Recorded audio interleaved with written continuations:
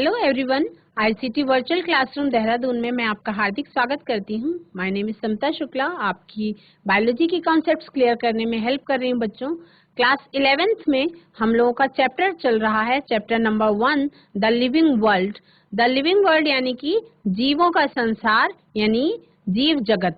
ठीक है, इसके बारे में हम लोगों को आज पढ़ना है, तो स्मार्ट बोर्ड की तरफ चलेंगे और चैप्टर हम स्टार्ट करेंगे। आशा करती हूँ आप लोग पेन और कॉपी लेके बैठेंगे, चीजों को, इम्पोर्टेंट पॉइंट्स को नोट करते चलेंगे और सीरियस होकर के अपनी पढ़ाई को आप करेंगे। स्मार्ट बोर्ड की तरफ चलते हैं और पढ़ाई स्टार्ट करते हैं। हम लोग का चैप्टर चल रहा है बच्चों जीव जगत यानी कि the living world. The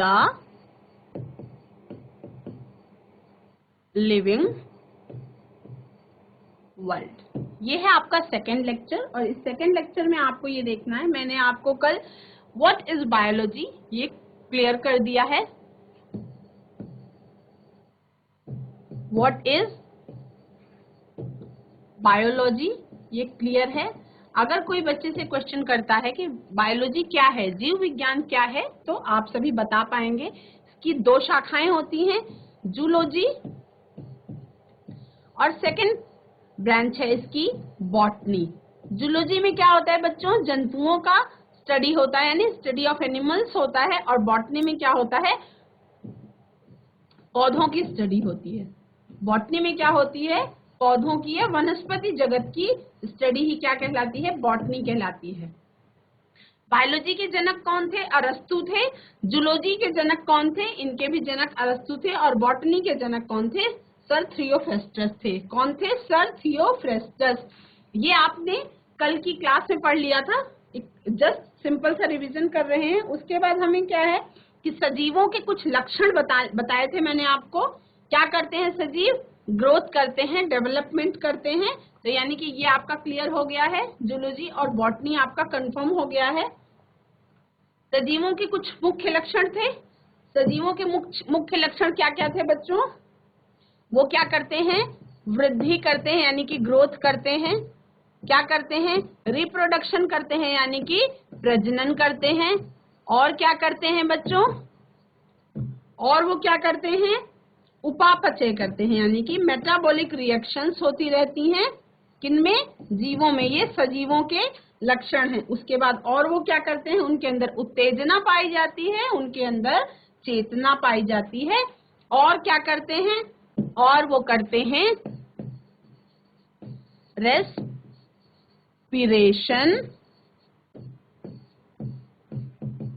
living. ऐसे एक चार्ट आप बना लीजिए। और वो क्या करते हैं बच्चों, एक्सक्रीशन करते हैं। और वो क्या करते हैं बच्चों, रिप्रोडक्शन करते हैं। ये उनकी लाइफ प्रोसेसेस चलती रहती है। क्लास 10th का यूनिट 6 था जिसमें आपने इन सारी प्रोसेसेस के बारे में जाना था। और वो क्या करते हैं बच्चों, और वो क्या करते हैं, रेस्पिरेशन करते हैं, एक्सक्रीशन करते हैं, रिप्रोडक्शन करते हैं। और क्या करते हैं, सर्कुलेटरी सिस्टम उनके अंदर होता है, तो वो सर्कुलेशन करते हैं यानी वहन का काम करते हैं। और वो क्या करते हैं, डाइजेशन करते हैं। क्या करते हैं, जो कुछ भी खाते हैं उसको पचाते हैं, डाइजेशन का काम करते हैं। और क्या करते हैं, वो समन्वय करते हैं। उनके अंदर क्या होती है, डाइवर्सिटी होती है यानी कि विभिन्नता होती है, एकता में अनेकता होती है ना। उसके अंदर उनके अंदर क्या होती है, स्ट्रगल करने की कला होती है। वो अपनी जीवन को बचाने के लिए स्ट्रगल करने की भी कला उनके अंदर होती है। और लास्ट में क्या हो जाती है, लिविंग बीइंग की ही डेथ होती है।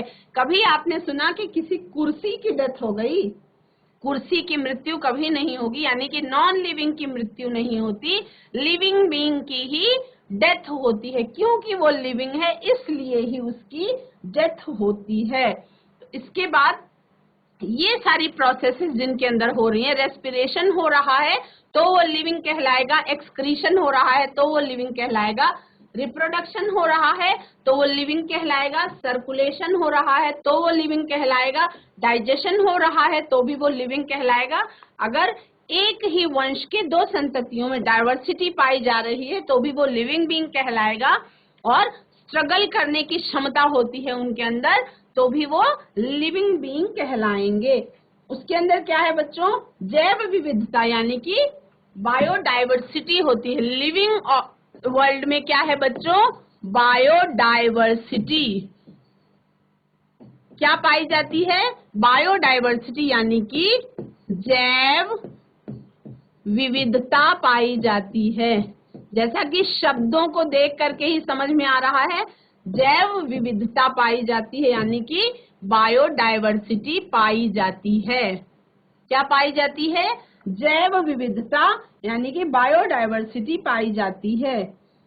हम अपने चारों तरफ क्या देख रहे हैं? अनेक प्रकार के पेड़ पौधे, जीव जंतु और कीट पक्षी ये सब देखते हैं। ये कैसे होते हैं? इसमें बहुत सारे सूक्ष्म जीवाणु भी होते हैं, सूक्ष्म जीव भी होते हैं। हाथी और शैवाल से लेके विशाल वृक्षों तक बहुत सारे आकार संरचना में कितने सजीव ज्ञात हैं आज तक? लगभग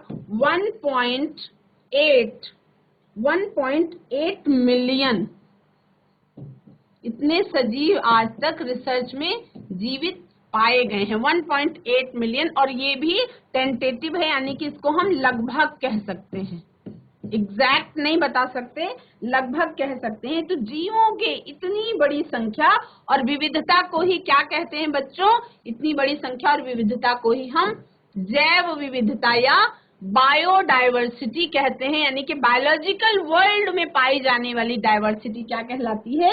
बायोडाइवर्सिटी कहलाती है। अब इसमें इतनी बड़ी डाइवर्सिटी को कंप्लीट करने के लिए हमने क्या किया? एक नॉमेनक्लेचर, नॉमिनेशन पद्धति का उपयोग किया गया, जिसे हम क्या कहते हैं बच्चों? जब कोई बेबी बर्थ लेता है घर में तो क्या होता है? उसका नामकरण होता है। यानी कि क्या है? कोई ऐसी पद्धति हमने लगाई जिससे हम सबका नाम रख सके ताकि बाद में पहचान में दिक्कत ना हो। उसे हम क्या कहते हैं? नॉमेनक्लेचर कहते हैं। नॉमेनक्लेचर जो पादपों के लिए नॉमेनक्लेचर था, यानी पौधों के लिए जो नॉमेनक्लेचर का सिस्टम बनाया गया, उसके लिए क्या है? International code of botanical nomenclature, यानी कि नोट करें सारे बच्चे, international code of botanical nomenclature, botanical nomenclature, ठीक है। इसको शॉर्ट फॉर्म में हम क्या कहते हैं? ICBN, ठीक है। नामकरण पद्धति में पौधों के लिए जो लगाया गया, पौधों के लिए एक गठित की गई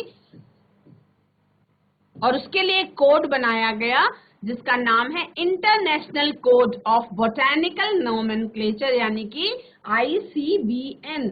इसी तरह से जीवों के लिए एक अलग तरीके से बनाया गया और उसका नाम है, जो जंतुओं के लिए बनाया गया नॉमेनक्लेचर पद्धति, जंतुओं के लिए जो नॉमेनक्लेचर पद्धति बनाया गया उसका नाम है बच्चों इंटरनेशनल कोड ऑफ इंटरनेशनल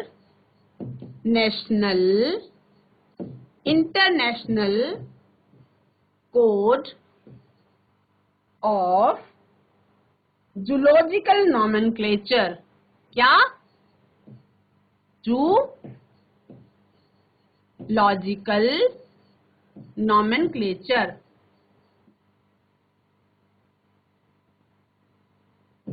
क्या हो गया? International code of zoological nomenclature, और शॉर्ट फॉर्म में इसको हम कहते हैं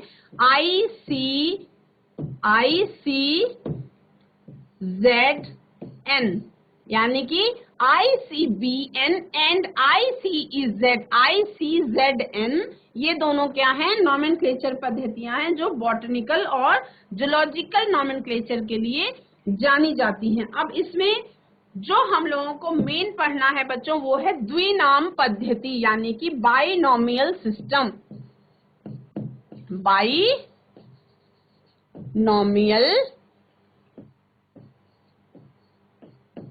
सिस्टम, जिसे हम हिंदी में कहते हैं द्विनाम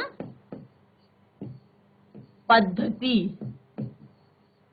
द्विनाम पद्धति, इस पद्धति में क्या है, इस पद्धति का आविष्कार किसने किया बच्चों? उस वैज्ञानिक का नाम है, इस पद्धति का जिसने आविष्कार किया उन वैज्ञानिक का नाम है कैरोलस लीनियस।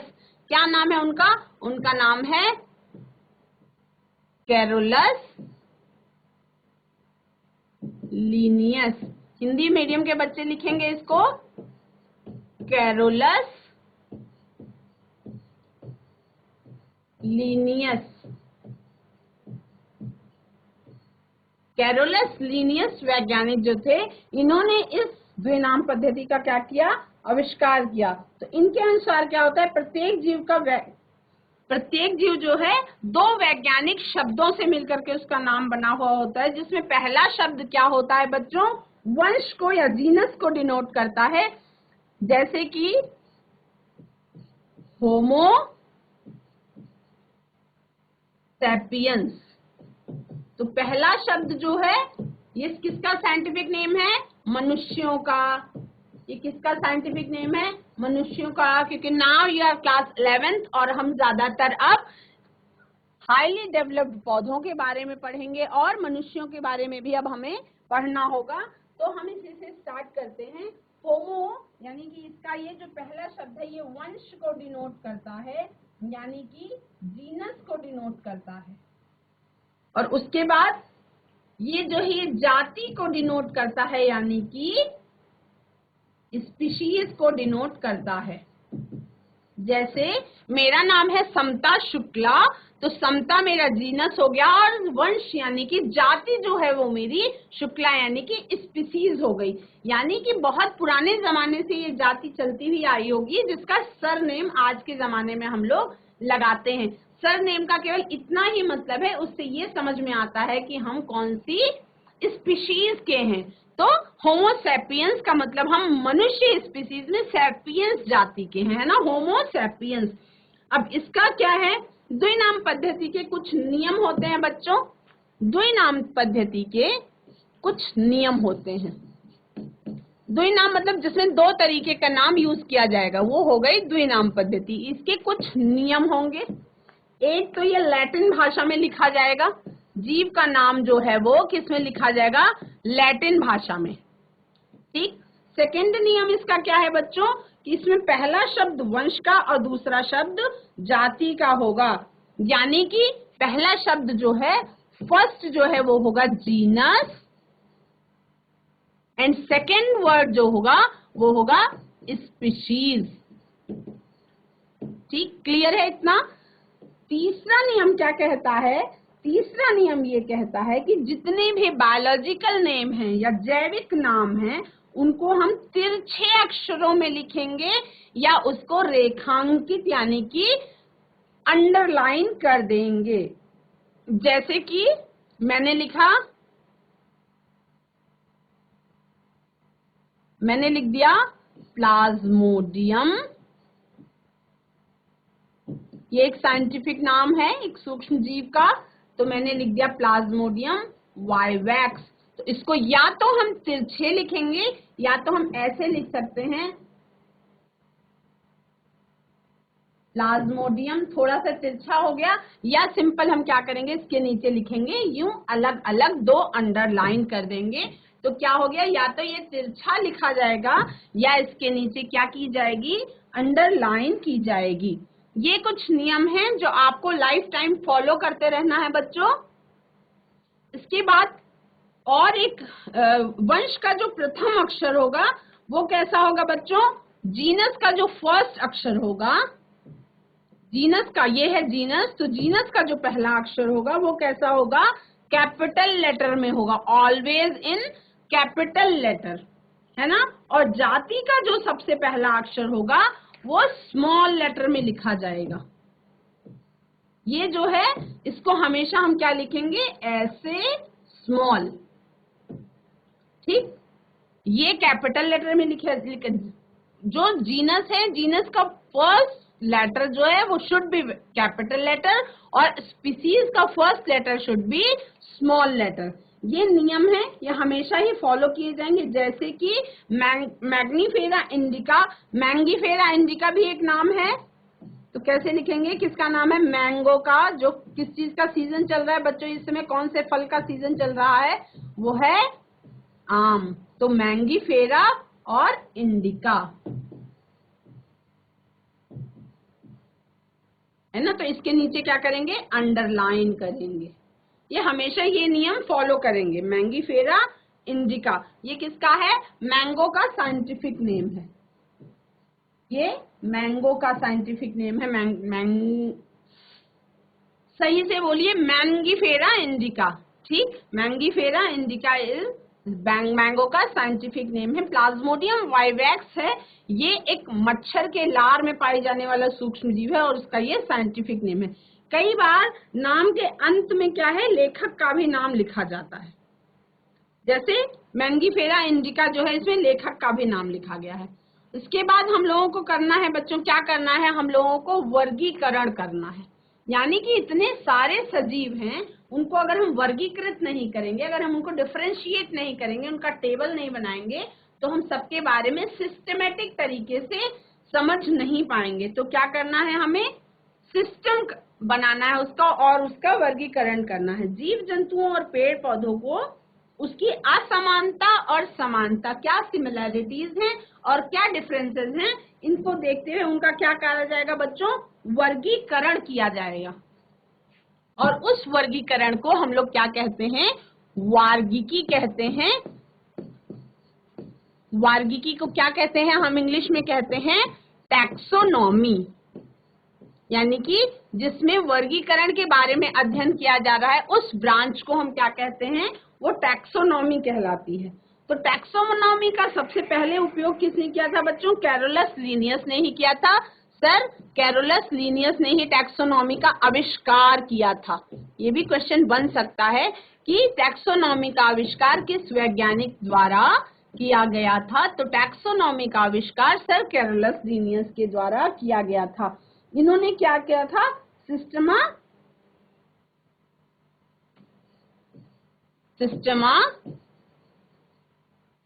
एंड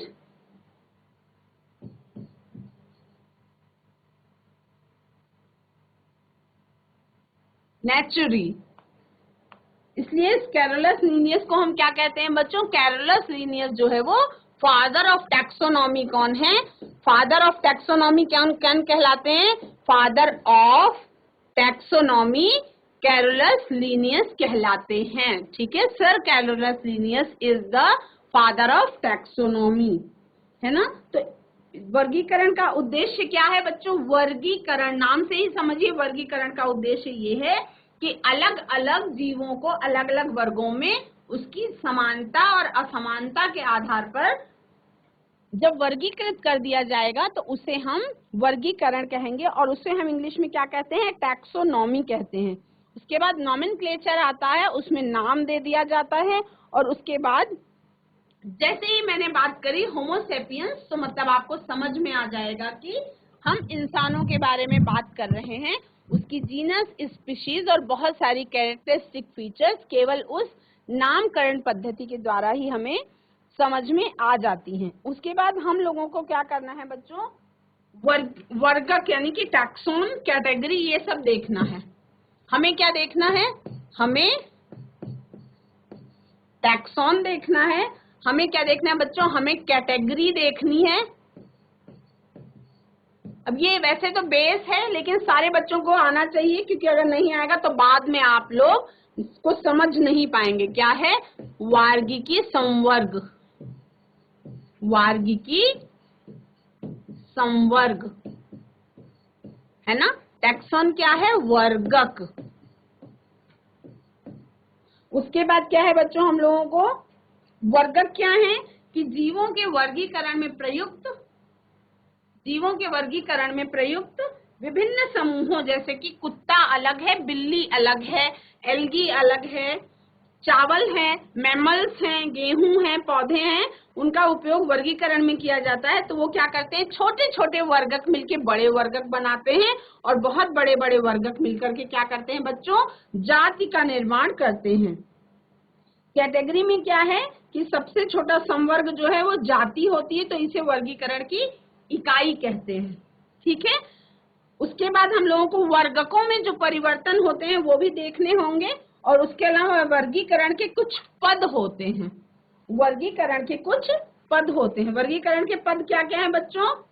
वर्गीकरण के पद हैं आपका, जैसे आपको जगत देखा जाएगा, संघ देखा जाएगा, उसका वर्ग देखा जाएगा, गण, कुल, वंश और जाति, यानी कि फाइलम, किंगडम देखा जाएगा, phylum, class, order, family and genus, और उसके बाद लास्ट में हमारा आ जाएगा स्पीशीज।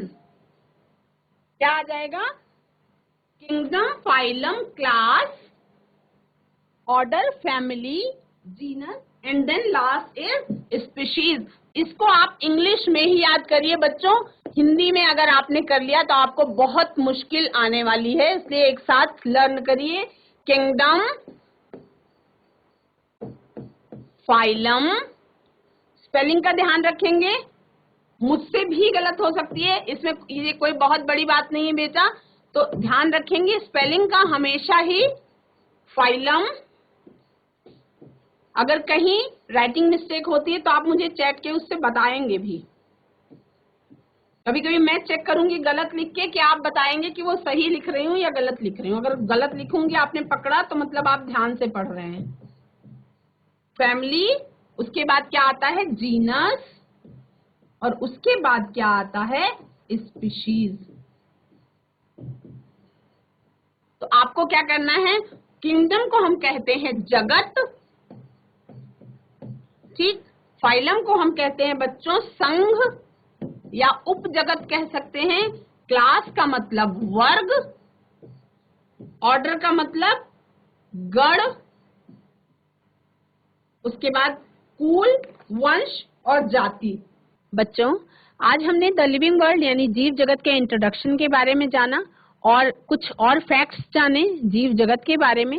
आज की क्लास में समय की कमी के कारण इतना ही हो पाएगा। That's all for today. Have a nice day, take care and bye bye. आपका दिन शुभ हो।